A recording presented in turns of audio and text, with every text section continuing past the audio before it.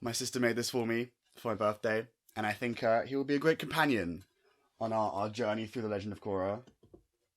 There you go, my son. He can watch over us while we critique the worst season of The Legend of Korra. After the success of the first few episodes of Book 1 of The Legend of Korra, Nickelodeon decided that they wanted more. So they ordered another 14 episodes that eventually became Book 2 Spirits. Book 1 was meant to be a standalone story, but a lot of elements didn't quite come together in the ways they should have done, so the writers were actually quite lucky that they got a second chance to right the wrongs of the first season. Mike and Brian brought on Avatar veterans Tim Hedrick and Joshua Hamilton to form more of a writer's room. This, you'd think, would help the situation because the more writers there are, the more people can weigh in on ideas being put forward, and that would create a more balanced approach to the plot. Well, we ain't at book 4 yet, ladies. There's no balance to be found here. It feels like they threw everything at the wall to see what stuck, and then picked up everything that didn't stick and blue-tacked it to the wall anyway. It's a mess of a million different stories, none of which are interconnected, a variety of themes, and sometimes seemingly no theme at all, characters doing whatever, and the blandest villain in the Avatar franchise. And together we will become the new Avatar. A dark Avatar. Again, there is potential in the season, and if it had been refined and polished, it could have been something truly great with another really interesting theme, but instead, there is just so much that happens, and yet somehow also nothing at all. This is kind of difficult to explain, so I think we should just go through the plot beat by beat and explain why it's bad. Okay? Okay, let's go. Unalaq doesn't just want to take over the South anymore. He wants to destroy the whole world. We catch up with the squad a year or so after book 1. Mako is a cop, which I love, Asami is trying to keep her dad's business going, which is a solid premise for her story, and Bolin is still clinging to his former pro-bending glory, which...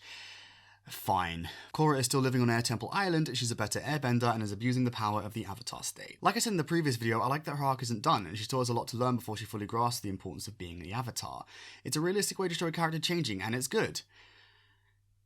Anyway, now we're in the South Pole playing Spot the Villain. Is it him? I have a feeling it's him. Unalaq is the leader of the North Pole and also Korra's uncle, brother to her dad, and he's here for the Spirit Festival.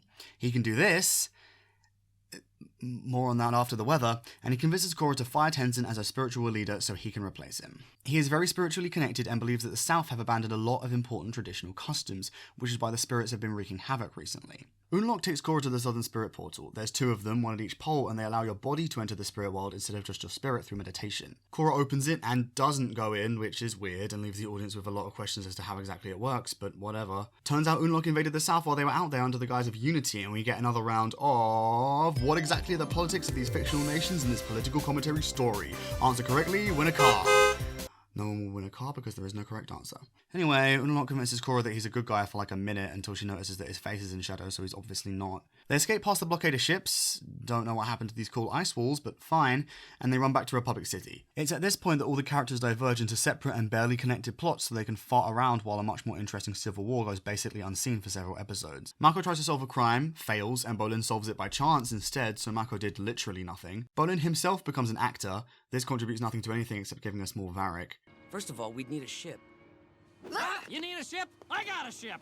I want in on whatever you're talking about. I love being in on plans. Which is always a good thing. Asami spends the whole time trying and failing to become a war profiteer, and no one ever calls her out on the ethics of that, so that's cool. Oh, and there's more relationship drama, but don't worry, it's all done with by the finale. I think we both know that this... us... doesn't work. You think? Oh, and Tenzin's off bonding with his family. Korra's meant to be finding an army to help the South, but plot contrivance dumps her on this Fire Sage island. Serena Williams gets her obligatory cameo. We found the Avatar washed up on shore, but she doesn't remember anything. I hope if we get more Avatar series, they always bring Serena Williams back to play a random Fire Nation character. Korra is dipped in this glowing pool so we can have a 2-episode interlude to learn about the story of the first Avatar, which I love actually, and have a whole defense for, so prepare yourself for that. Basically, the Avatar is the fusion of a human and the light spirit, and he locked away the dark spirit because he bad, and when the random mystical magical event happens again in a few days or whatever, Vaatu will be released unless Korra can close the spirit portals. And this is where we find out why there is conflict between spirits and humans in this season about spirits. Is it because there have always been conflict between them, or because there are lots of tangible differences making it difficult for the two groups to see eye to eye? Nope! Vaatu is mind controlling them and ruining their character designs. I'm bored. We get a throwaway line to explain where all the other bison came from, and Korra shows up at the Southern Air Temple to drag Tenzin kicking and screaming back into the plot. Jinora leads Korra into the spirit world to close the portal, but Unalaq is evil. Korra attempts to have a conversation about ideologies with him. You made me think you wanted to restore balance with the spirits, but this isn't balance, it's madness. But he doesn't buy it and stays one-dimensional. Korra opens the other portal so he won't kill Jinora, but then fails to save her. Now that the pointless subplots are over, Korra could bring everyone back to the actual story. We head to the South Pole where Unalaq finally expresses an ideology. You call yourself the bridge between the two worlds, but there shouldn't be a bridge. We should live together as one. So it's still about unity then? Korra fails to stop Vaatu and he fuses with Unalaq to become... a dark avatar. I know, just stay with me, we're almost done. He and Korra fight, he destroys the Light Spirit Rava and then does this. Has the regular avatar always been able to do this? Korra is sad, but Tenzin has undergone character development, so he tells her that she, like Avatar 1, should save the world because of who she is, not what she is. And that she should energy bend, something she's only capable of doing because of what she is. She becomes a blue giant, fights Unavatu, refuses with Rava, and the world is saved. Hooray. She keeps the spirit portals open because she feels like it, and declares the South Pole independent, which it apparently wasn't already. And breathe.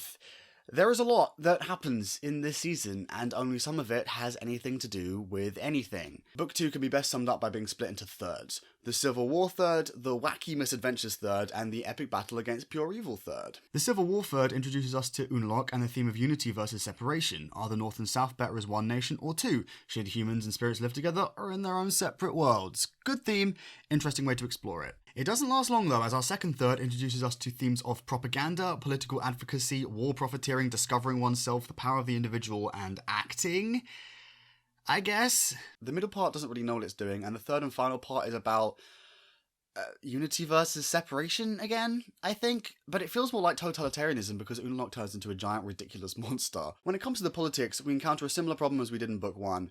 Lots of questions. Unalaq said he's the South's chief and that he's uniting by bringing his army, but does that mean that the South has no leadership at all? In the last Airbender comic North and South, we learn that Hakoda becomes chief of the Southern tribe and starts to rebuild. He has help from two Northern industrialists, but there are no signs of political connection between the two tribes at this point. In fact, when Hakoda invites the world leaders to a meeting to ask for their help in rebuilding, the chief of the Northern tribe makes no appearance. Also, I thought Sokka became chief of the South at some point. Were he and his father official leaders or de facto leaders? If the latter, then at what point does de facto become official if there's been no involvement from the North for long enough? Did the South have a leader before the 100-Year War? At the end of Book 2, Korra proclaims the South independent, which is portrayed as a big deal, suggesting that they were under the control of the North before, but does that mean they've had no leadership since Sokka died? Why hasn't the economy completely collapsed? The Poles had separate representatives at the United Republic Council, so doesn't that mean that they were separate entities? Also at the end, Korra says the Southern Council of Elders appointed Tonraq as the new chief. Who are they? Have they been running the South? Had they elected another leader previously? If so, where was this person during the Civil War? Did the council fire them in order to replace them with Tonraq because he led the rebellion? A rebellion he lost, by the way. Actually, while collecting clips for this video, I caught a little throwaway line from Varric when he's at the meeting in Korra's parents' house. He mentions that Unalaq apparently booted their chieftains out of the palace. So they've got chieftains and a palace, apparently.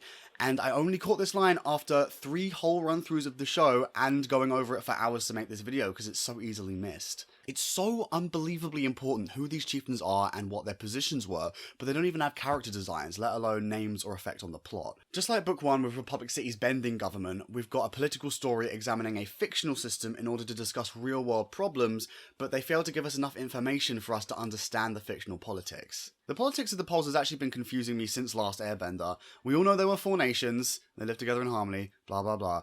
But the Poles were so separate that it feels as though they should have been their own countries, but that would have made 5 nations, so I suppose they weren't. This wasn't a huge problem, as not only were we well aware that the war changed everything, so perhaps the tribes had more contact during peacetime, but it wasn't really relevant. However, one of the 58 conflicts in Book 2 of The Legend of Korra focuses heavily on the politics of the Poles, so we need to know what they are. I shouldn't have this many questions because they should have all been answered, and they could have been if we stayed in the South Pole and not gone gallivanting around the world, playing out subplots that don't have anything to do with the finale of the season anyway. I've already mentioned Mako's police drama, and there's not really much to say on that front. He's trying to prove that Varric is staging terrorist attacks to get Raiko to send troops to the south. There are a couple of good moments where Mako shows how clever he is when he figures stuff out, but that's not enough to justify the cul-de-sac this plot leads into.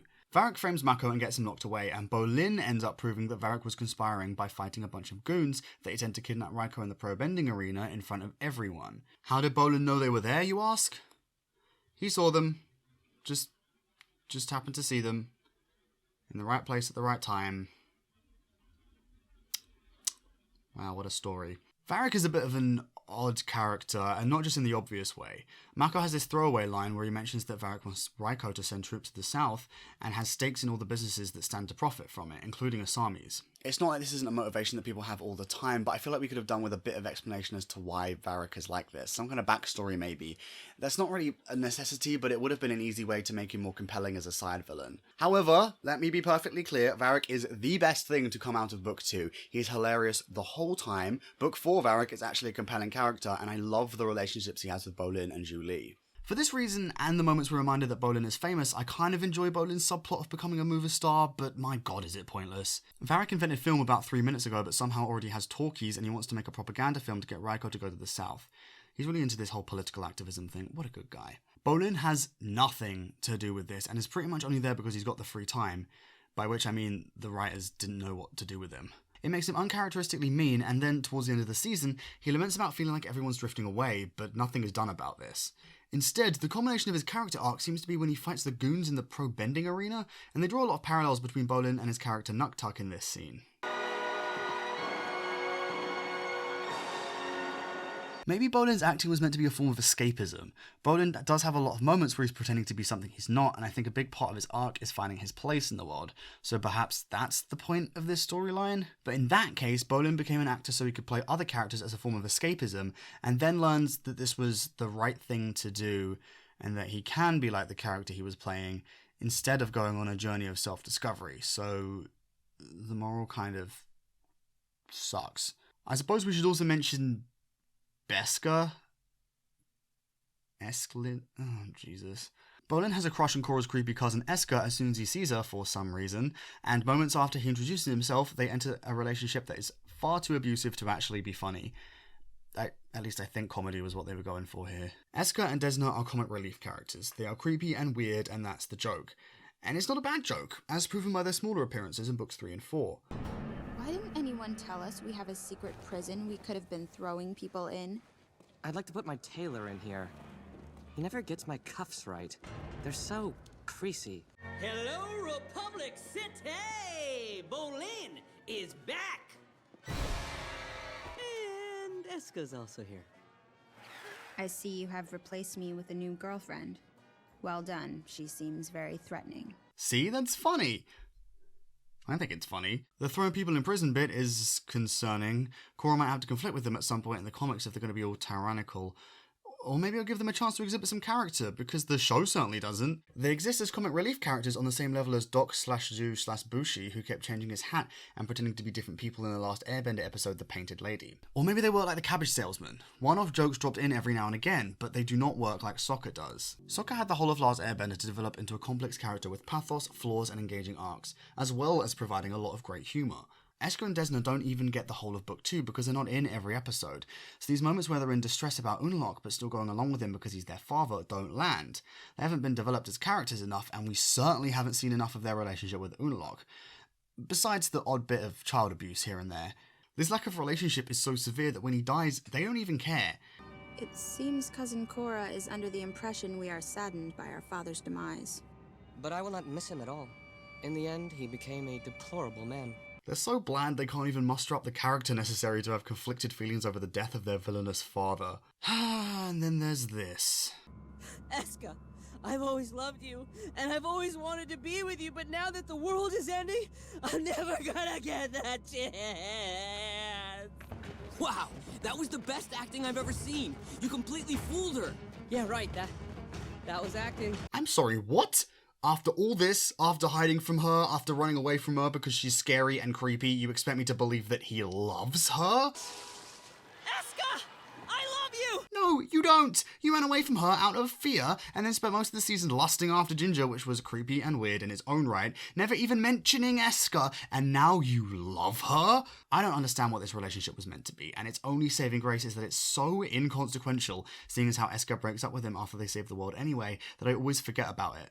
Oh, right, yeah, and Asami's trying to make money off the war, which is, at the very least, ethically complicated, let's say. To be honest, Asami going too far in her efforts to keep her company alive because it's the last thing left of her family is a really interesting idea for her story. Oh well, they barely show Asami in this season, and when they do it's because they're reviving this monstrosity. And in the finale they get her out of the way for some reason, so she doesn't even get a chance to fight with some spirits, which would have actually been really interesting to see her try and do. What they do to Asami in Book 2 is a crime. Hashtag justice for Asami. Oh, and if you're keeping track of spirit-induced contrivances, this only happens because Korra has completely regained her memory after being attacked in the ocean, except for the fact that she broke up with Mako, and he doesn't tell her even though she kisses him in front of Asami and everyone else.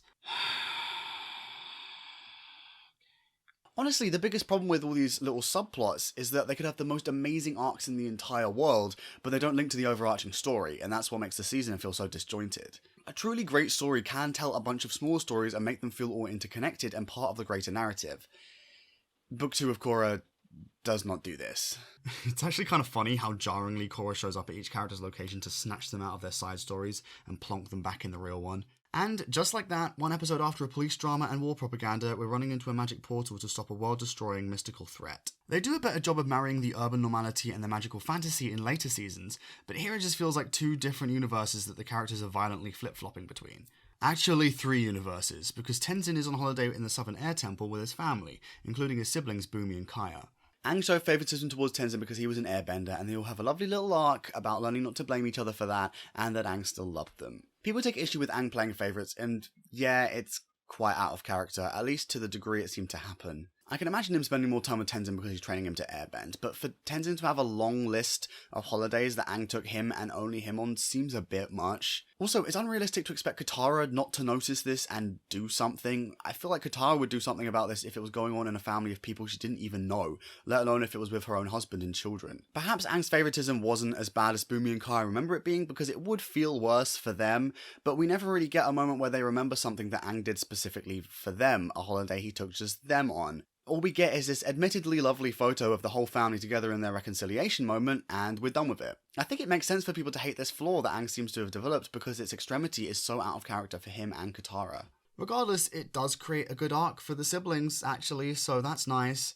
And it has to be said, this does technically link to the theme of unity versus separation, if only slightly. It's not really enough to justify how unconnected this is from everything else. Tenzin actually has another arc. This is a continuation of his one from the previous season about growing as a mentor. He gets this great moment where he has to admit that he's never actually entered the spirit world, and he has to concede that maybe Jinora will be better able to guide Korra than him. I think this harkens back to what Aang said to Korra at the end of Book 1 about being able to change once we reach our low point.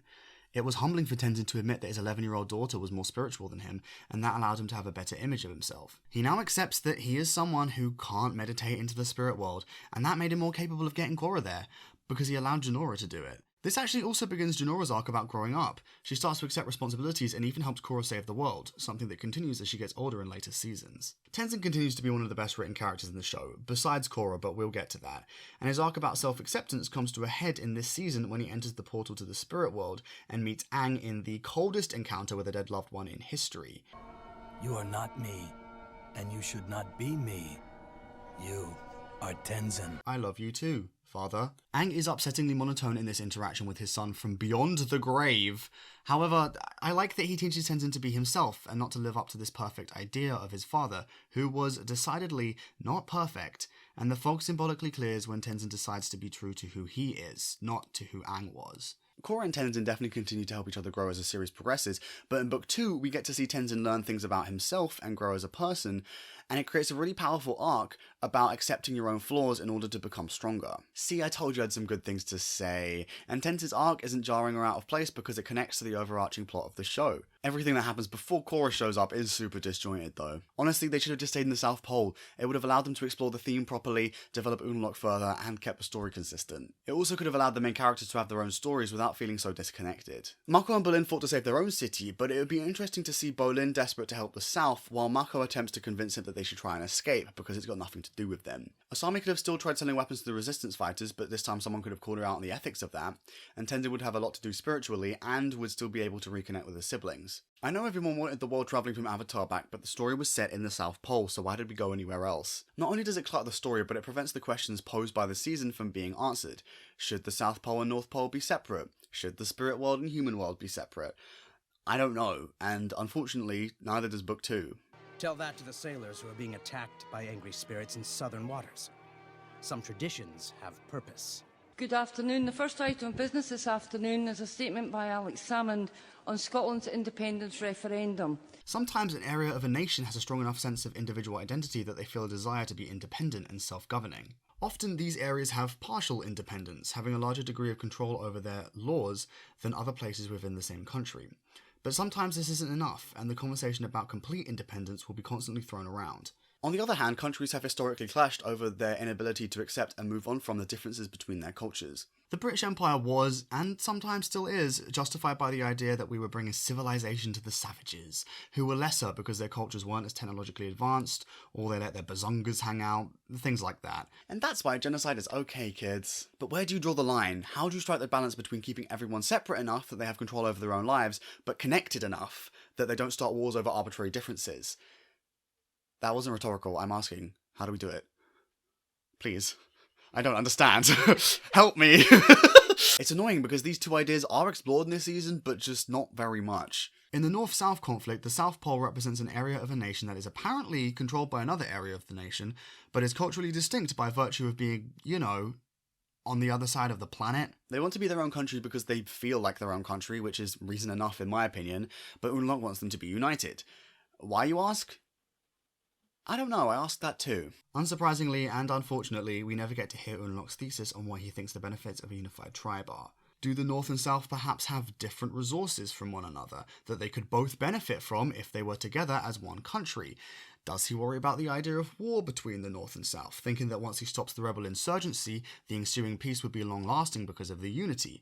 Is he just power-mad crazy man? Again, these are things we do not know. The human-spirit conflict could have been based on the fact that humans and spirits are incredibly different and therefore struggle to see eye to eye. But Vaatu is just evil because he's the dark spirit, and the dark spirit is evil, and he takes control of other spirits because he can, and because he's evil. This means that when Korra decides to leave the portals open, it doesn't really make any sense because it means it will be much easier for Vaatu to destroy the human race when he eventually comes back in 10,000 years or so, because there will be spirits everywhere in the human world, and maybe even humans everywhere in the spirit world. I actually do agree with keeping the spirit portals open though, because even without Vaatu there have always been conflicts between humans and spirits, and keeping the portals open will hopefully help to break down boundaries between what are essentially two different groups of intelligent beings trying to live together. In Last Airbender, the Avatar is established as the bridge between the spirit and human worlds and is meant to resolve conflicts between the two groups every time they arise. The first Avatar, Avatar 1, made the world this way, but Korra decides to undo that, giving the impression, at least to me, that the show is trying to say that the idea of the Avatar putting out fires every time humans and spirits fight is unsustainable, and that they need to be able to live together without constant Avatar intervention. I think how close the world came to complete annihilation at the hands of Vaatu, or tendrils of Vaatu, helps to convey this. Korra almost lost, and one day a future Avatar might lose, so creating a world where there is less conflict between these two groups is a great preventative strategy. However, making the worlds more interconnected will only help prevent a conflict driven by anti-human sentiment, but it won't stop Vaatu. So there's this moment in episode 10 when Jinora is in Wan Shi Tong's spirit library and we find out that Wan Shi Tong is apparently busy mates with Unalaq because Unalaq has proven to be a true friend to the spirits. How did Unalaq do this? We don't know. In fact, why does he have such an obsession with spirits? We don't know. How can Unalaq spirit bend? We don't know. Why is his spirit bending gold before he's a bad guy and purple after he turns out to be evil? We don't know. Anyway, what's interesting here is that Wan Shi Tong does something bad because his feelings, opinions, and history motivate him to dislike humans. This is the kind of origin of conflict I wanted to see more of, but Wan Shi Tong is really the only example of it. This is one of the biggest ways in which this season falls flat. It fails to connect its conflict to real-world problems, which would have been so easy. And I get the impression that's what they're going for, because that's what this franchise is always going for. This makes keeping the spirit portals open illogical, because very little in the season actually made a case for more interaction between humans and spirits. Korra doesn't befriend any spirits past this one episode in the spirit world. One doesn't join the team. They don't bump into the Ai spirit that one met and get his take on the whole situation. The most we get is Jinora and Bumi befriending the dragonfly bunnies, which is actually what the audience is shown when Korra makes her case for keeping the spirit portals open. So I guess the short relationship between Bumi and Boomchu is enough for Korra to decide to change the world forever. There's actually something really interesting here with the difference between the human-spirit conflict and the North-South conflict. They're resolved in opposite ways. The South becomes independent, making it more separate from the North, whereas the spirit portals are left open, making the worlds more connected. Korra does mention that the poles will maintain a relationship, so they're not intended to cut ties completely, and instead work towards finding some sense of balance. There's a lot of nuance in showing these two different conflicts resolved in opposing ways, the idea being that they start on opposite ends of the spectrum so need to go in opposite directions in order to find balance. However, our lack of knowledge of the pole's politics, the spirit conflict being created by generically evil spirit, and little to no follow-up on this new spirit-human crossover world that everyone's apparently now living in, means that the story lacks the substantial deeper meaning that I think it was going for. No human can stand against me. Haven't you heard the legends? I'm not a regular human anymore. So, in episode 5, Korra decides to take a speedboat to the Fire Nation when she gets attacked by a dark spirit. The whole of episode 6 happens and no one cares, then she wakes up on an island inhabited by fire sages having lost her memory. Ooh. What a plot point. Luckily, they have a glowing pool that they can dunk her in to help her get in touch with her avatar spirit, and we get a 2-part break from the story to learn about the tale of the first Avatar, 1. And it's really good. Forgetting the fact that it's a different story slapped in the middle of our first story, as if the original plot wasn't confusing enough, it's probably the most coherent thing in the entire season. I love the story of 1. I love that they've used this traditional art style, I love the lion turtle cities, and I love the new origin of bending. That's right, I said it. For a start, this retroactively makes the finale of Last Airbender better by cementing Lion Turtle Ex Machina into the lore and giving us some more context on the era before the Avatar. The old explanation of learning from the original benders always rubbed me up the wrong way, because I was like, why can't a non-bender learn to bend an element then? Could someone from the Water Tribe learn to earthbend by watching badger moles? Could any non-avatar technically learn to bend more than one element if they practice with more than one original bender? I know it's all mystic and doesn't need further explanation necessarily, but it also isn't hindered by that further explanation either. The learning from the original benders thing is still there. One is shown doing the dancing dragon with a dragon, and we see that he is a much more proficient firebender than the others as a result. It's just that the martial arts and the mastery come from the original benders, not the ability itself. On top of that, there's the origin of the Avatar. People don't like this because they prefer for the Avatar to be mysterious for some reason, but I think it adds a lot of much needed context. Even in Last Airbender, which was 100% a Chosen One story, there was a lot of the theme of the individual taking action to effect some kind of change. Aang may have been the Chosen One, but his decision to run away allowed the Fire Nation to wreak havoc on the world, and his second decision to train and fight was what ultimately saved it. And of course, he couldn't have done anything without the help of his non-Chosen One friends. To me, the Avatar has always worked around the idea that there is one special person who just can save the world, and instead focuses on the idea that anyone can affect change, and that you have something of a duty to do so, especially if you have power. In the Avatar's case, this power obviously refers to the 4 elements and the Avatar state, but in the real world you could apply this idea of duty to use your power to the fight against the inequality others face.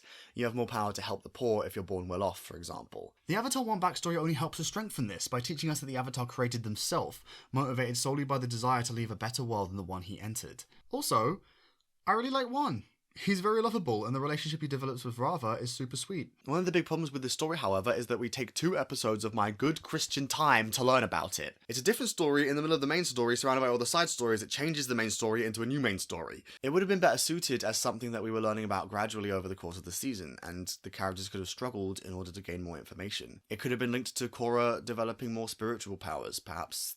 The more she developed her powers, the better she got at meditation, the more she could learn about the 1 backstory. I don't know. Something. As it happens, the 1 plot feels very rushed because it's an entire fantasy epic that could have probably had several seasons of its own, but it's been crammed into 2 episodes. If it had been spread across the whole of Book 2, with Korra acquiring new pieces of information every episode, we might have actually gotten more time to explore the story, and they could have tied 1 and Korra's plot beats together more heavily. This would have created a stronger parallel between the 2, and driven home the message that anyone can enact change when Korra has to save the world without being fused with Rava anymore. Rava and Vaatu are also quite boring. Being the Dark and Light spirits means that their motivation has nothing to do with thoughts or feelings that they've acquired from their interactions with the world. They're just acting out their divine place in the universe. They could have easily been 2 spirits who saw different things in humanity. Rava saw the ability to create and innovate, and Vaatu saw the ability to corrupt and destroy, and they conflict over that. This would make Rava's decision to protect humans and help one change the world, and Vaatu's decision to attack humans and keep spirits on top, personal decisions motivated by character, not motivated by whatever kind of spirit the universe decided to make them. It's also noteworthy that Rava shows a lot of disdain for 1 and considers herself superior to him because she's a spirit. It's only through her interactions with 1 that she learns to respect humans. Why is she protecting them if she doesn't even like them? Well, because it's the plot they wrote. And that kinda sucks. What I want is actually similar to what they did in the Last Airbender comic, The Rift, which came out a year or so after Book 2 of Korra and included some similar themes. It features two spirits, Lady Tianhai, who believes that humans make beautiful new things out of nothing, and General Old Iron, who believes that humans corrupt the perfect balance of nature. The conflict arises because General Old Iron holds a deep prejudice against humans and tries to hurt them as a result. This is a much more interesting way to handle spirit-human conflict because it's opinion motivated and not I'm the spirit of darkness motivated.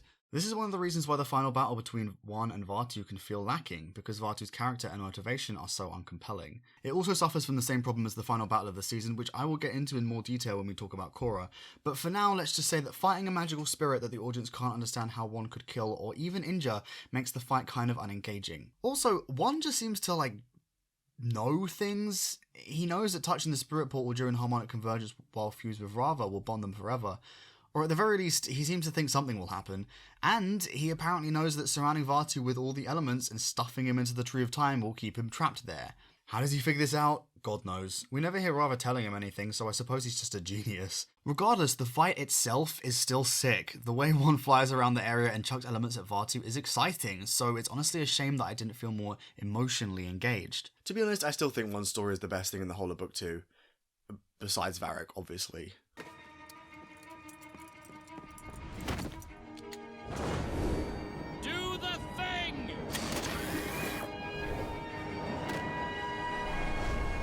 Even in spite of Rava and Vaatu, Wan's actions are very much motivated by character and personality, and his desire to have peace and equality in the world, and it is so important to the lore and the theming of the franchise that is the birth of the Avatar. I just wish it linked with Korra learning to be who she is and not what she is, as well as the writers think it does. I'm the last Avatar. I'm so sorry, Tenzin. With Korra's arc, we actually see a similar problem that we did in Book 1, in that the arc is really well defined, but it falls at the last hurdle. Korra being more Aggie than she was in the previous seasons feels jarring initially, but I actually think it kind of works, because everything worked out so well for her at the end of Book 1, so it makes sense that she would become excessively confident as a result. This, I think, is a great way to try and rectify the faults with the previous arc, by showing what a negative effect being spoiled by Aang has on her. She loses but doesn't experience any consequences, and that's not really the best thing to go through, especially when you're young, because it can teach you bad habits. She's even more self-righteous and unwilling to listen to others than she was previously, so it's clear that her victory over Amon has gone to her head. She continues to be temperamental with Tenzin, Mako, her dad, and anyone else who disagrees with her for a large portion of the season, which is actually what allows Unalaq to get her on his side. He appeals to her desire to have someone agree with her and treat her like an adult who can make her own decisions.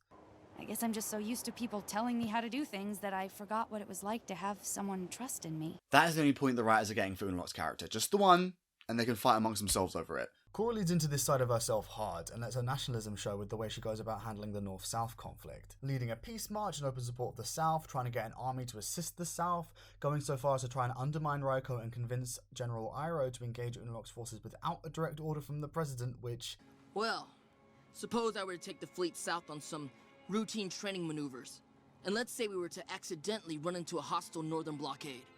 We'd have no choice but to defend ourselves, wouldn't we? Do you enter wars on the whim of every 18-year-old that asks General Iroh, or just this one? Then, of course, there's the breakup with Mako. You ratted me out to the president? Which he handles very maturely. All in all, she's awful at the beginning of Book 2, which I think is the main reason why people call her an unlikable character, but you would be too if you had your ego boosted as tremendously as she did. I like that the Ex Machina had negative side effects. I think it's a good way to right the wrongs of your previous story. Korra remains this way until she reconnects with Wan. It's after this point that she feels more reserved and thoughtful and capable of listening to others. Her motivation has shifted from a more selfish one that was fueled by anger to a more heroic one now that she is aware that it's not just the South Pole that's in danger, but the entire world. And this isn't to say that saving the South isn't selfless in its own right, of course it is, but Korra's desperation to get an army to go there and destroy Unalaq's forces, and her defiance of anyone who suggests she take a more balanced approach, shows that there's a lot of personal emotion behind her actions that she isn't in full control of. As soon as she discovers the real threat, she starts to blame herself, because she realises that if she hadn't been sucked in by Unalaq, then she wouldn't have opened the portals and the world wouldn't be in danger. This is probably her first sign of humility in the whole season, and is shown really well by the fact that she goes to Tenzin to get his help. This is all my fault. No, don't blame yourself. This is Unalaq's doing. Thank you. There's this subtle recognition that she's done something wrong and needs to fix it, and I think that works well for her character arc. It suggests to me that she was inspired by Wan's story of selflessness. He showed her that the problems of the world are bigger than her, and that she has much more power to help the world than he did when he first started trying to defend the helpless. He made the Avatar, but she was born the Avatar. This is a privilege she's always taken for granted, but the more humility she shows, the more seriously she takes the duty of using her privilege to benefit those less powerful. One gave Korra the perspective to understand that she has to do whatever she can to defeat Unalaq, and going to see Tenzin was an action driven a lot more by a combination of emotion and logic, rather than purely emotion like her previous actions. So, she decides she wants to go into the spirit world to try and close the portal from the inside to prevent Unalaq from freeing Vaatu. I don't really understand why, since with only one portal open anyway, he would have been unable to free him, but whatever, we've got a plot to eke out. This is the point at which Uncle Iroh returns, and thank God. I love that even dying can't stop him from helping people, and there were mentions of his trip to the spirit world in Avatar, so I like the idea that he decided to become a spirit rather than dying. It fits his wise nature. As usual, everything he says is packed full of wisdom, and Korra learns a lot from her short meeting with him. I think it's interesting that Korra turns into a child before running into him, and it's through following his advice that she becomes an adult again.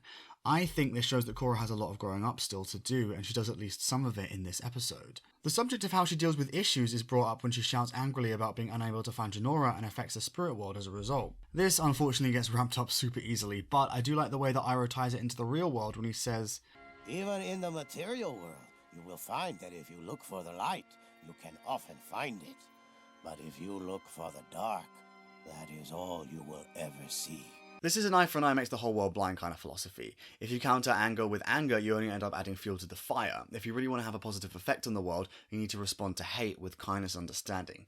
That breaks a cycle. Korra learns this from Iroh here, and I love that the writers use the spirit world to visually represent this kind of effect. Subsequently, Korra does feel different when she finds that Unalaq is threatening to kill Jinora. She's angry, obviously, but she also thinks and exercises restraint, opening the portal because it's the most sensible thing to do rather than trying to win an unwinnable fight, which she may have actually attempted at earlier points in the show. She's not completely devoid of rage though, she is clearly still not a big fan of Unalaq. I'm going to close the spirit portals, lock Vaatu in for another 10,000 years, and make Unalaq wish he'd never been born! He's going to destroy the world and kill a little girl. It's not like I'm saying this anger is unjustified or anything, but this is certainly far from the understanding that Korra displays later in the show, or even later in the season. We see Aang's wisdom become relevant again when Korra reaches another low point after Unalaq destroys Rava and severs her connection to the past avatars. This is when Tenzin gives the "who you are, not what you are" speech, and it definitely has a negative impact on the quality of Korra's arc that she does something that she's only capable of because of what she is right after he says it. You could make the case that who she is what made her strong enough to make a blue giant out of cosmic energy, and sure, why not? But I don't understand the parameters of her ability to do this, which makes it difficult for me to be impressed. In fact, that's the problem with this whole fight. Bending works so well as a magical fighting system because it uses stuff from the real world: water, earth, fire, and air. I understand what these things are and how they work, so watching someone get hit with a magical attack in the Avatar world makes sense. Watching Unavaatu and Korra fire laser beams and Portal 2 light bridges at each other does not quite carry the same level of understanding. These bridges are made from natural light that I pump in from the surface. If you rubbed your cheek on one, it would be like standing outside with the sun shining on your face. It would also set your hair on fire, so don't actually do it. Well, at least I know what it does. They both get chucked around a lot by their laser beams, and Korra even gets blasted at point blank range, but just seems a bit winded. Wakey wakey, Korra, you've got a world to save. I don't even know what taking damage would look like to these things. Would part of their bodies dissolve, like when you fight a spirit? Unavaatu is part human, and Korra is cosmic energy being bent, so maybe that wouldn't happen? There are a lot of similarities between this and Aang's fish kaiju from the end of Book 1 of Last Airbender, a new ability that the Avatar pulls out of their butt in the finale to win the final battle. I do think that Aang's fish kaiju works more, or should I say fails less, in the final battle giant form department, which is a department that exists apparently. We never even have to question what could take them down because nothing even comes close.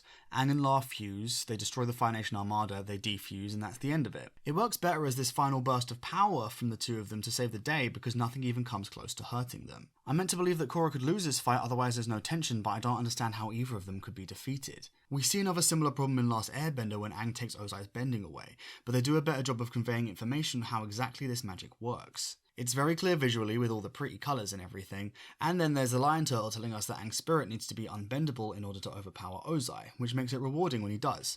The problem here is the ex machina of it all, which is also a problem with Book 2 of Korra, on top of the parameters of the fight being difficult to comprehend. I think both of these forms of energy bending are really cool, and I know I made fun of the light bridge, but from a visual and animation standpoint, the fight between Unavaatu and Spirit Korra is incredible. It just is. It may not make any sense, but I do love looking at it. These both rank really highly on the sickness factor, but Last Airbender gets more of a pass because Legend of Korra is too bogged down with a lack of understanding that it really can't get away with. I suppose spirit bending is how either of them could be defeated, something else we don't actually know the parameters of, and Korra only escapes from because Jinora is the queen of the fairies. Honestly, that makes as much sense as anything. Korra is then able to spirit bend Unavatu and he can't break out of it because the plot demands that he doesn't. We never get to understand how this strange form of bending works. Korra seems to succeed or fail at it depending on what the writers need to happen to her next. Just like with Amon and his ability to take people's bending, we really could have done with a piece of lore explaining how spirit bending works and how Unalaq figured it out. Korra just somehow starts doing it by watching Unalaq and eventually gets the hang of it because we don't need to dump her on an island anymore. By the way, why can she air energy and water bend after she's been separated from Rava? The Avatar 1 backstory made it clear that no human could carry more than one element without that... Oh, whatever. So Korra defeats Unavatu, refuses with Rava, and... It's over. This represents another turning point for Korra. She feels very different after this moment. She hit rock bottom, but this time she climbed out herself. She had advice and comfort from others, obviously, but ultimately it was Korra who solved the problem she failed to prevent. Plus, there are lasting consequences. The past avatars are gone. And now, if you allow me to say something controversial yet brave... I like this. Look, I know, alright? Just let me explain. I think it benefits Korra's character for her to have made permanent and irreparable damage to the Avatar cycle, but to grow regardless. Being able to admit defeat and accept when she's wrong are important components of Korra's growth, so putting her in a situation where it's undeniable forces her to confront her own sense of self. Korra sees herself as this great and almighty Avatar, right about everything and a lovable hero. But there are people who are angry at her, things she did wrong, and ways she can be defeated. It's only by accepting this that she is able to do something about Unalaq. I don't think she could have created Giant Blue Spirit Korra if she was still crying. This arc is about the fact that, ironically, it's only in accepting your own inherent weakness that you can become stronger, because you're no longer so blasé as to ignore your own flaws. Where I do take issue, however, is that I barely got to see my boy for the entire season. He has one short, emotionless chat with Tenzin, and that's it. I know Korra's not very spiritual, but couldn't he have appeared to her anyway to try and give her advice, against her will? They knew they were going to get rid of him after this season, so why didn't they make sure they used him so we could get our fill of Aang before he was gone for character development purposes? Also, there's the idea that Korra just fully killed every single avatar that ever existed, so a throwaway line to know that they still exist in some afterlife somewhere would be nice. I think these changes would have made the loss far less egregious from the perspective of the viewers, but it also would have made it work better character-wise. I mean, it's kind of weird that the big loss is the past avatars when Korra only ever talks to one of them once, aside from when she's introduced to one, and it's not even in this season. It would have helped if part of Korra's spiritual journey was to learn to respect the wisdom of the past while also forging her own future, only to then lose her connection to the past. This does make her change, however. If you're paying really close attention like I am to write this video, then you notice that she feels more thoughtful after she refuses with Rava. She considers that Unalaq may have had a point and doesn't let the crazier aspects of his plan overshadow the ideas he had about resolving the conflict between humans and spirits. This newfound introspection is what allows her to decide to keep the spirit portals open, attempt to comfort Esker and Desna after their father's death, and finally break up with Mako in a much more mature manner this time. If you're just watching the show, however, you probably won't even notice that Korra feels different, because it makes so much sense that she would be changed by this experience that it just passes you by. And that is a sign of truly incredible character writing. Korra's arc over the 4 seasons features a strong theme of allowing your suffering to become part of you so you can grow stronger. We all have battles in our own lives, less dramatic than Korra's of course, but battles all the same. Anxiety and depression have been and continue to be really prominent demons in my life, as well as my frustration with the dangerous ways in which some people seem to think, and my inability to reconcile with that. I have genuinely learnt from Korra to accept these aspects as part of me and absorb them into my personality, and not to keep fighting them. Korra only ever becomes stronger and more rounded and more aware of the world when she does this, and it never jumps out at you as jarring because they're right. The writers are right. That is what happens. There's something very desirable about the deep understanding of the world she develops as a result of the way she tackles her struggles. But that is something we're going to have to get into further in subsequent videos because Korra has a lot more growth to go through yet. It's over. Book 2 is all over the place, and I feel like this video is too. In making notes for this video during my rewatch, I discovered that Google Keep actually has a character limit that I only managed to hit in my notes for book 2. And yet somehow this script isn't the longest one, just wait for the next video. A lot happens in this season, but so much of it is so inconsequential that it manages to feel like almost nothing at all. which is sad because there's a lot of good in this season and it had potential to resonate with me a lot more than it did. I think they just got carried away and decided to put all their ideas in when maybe they should have pulled a few hundred out. We're out of the thick of it now and are officially on to book 3, where the quality of the writing skyrockets. And I'm going to say it, books 3 and 4 of Korra are as good as, if not better than, Avatar: The Last Airbender, but we will talk more about that next time. Oh, also, Boomy's funny, I forgot to say.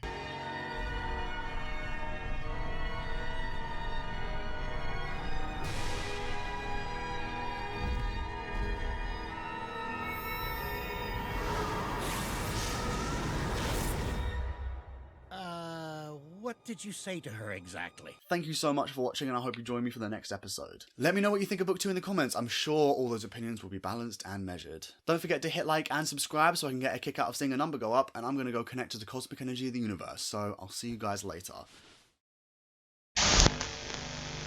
Wait, hold on, just one little second there. I can't believe I forgot to thank the incredible Jess Wood, who was behind the camera for all 100 clips. Video clips of me in this video, watching me talk rubbish about a show she's never even seen for way more hours than she really would have liked, I'm sure. So I'm going to put like her socials up, give her a follow on things, like and subscribe. And yeah, shout out to Jess Wood, the queen of cinematography. And yes, I do have different hair. I think I'm going to have different hair in every video, and you can't stop me.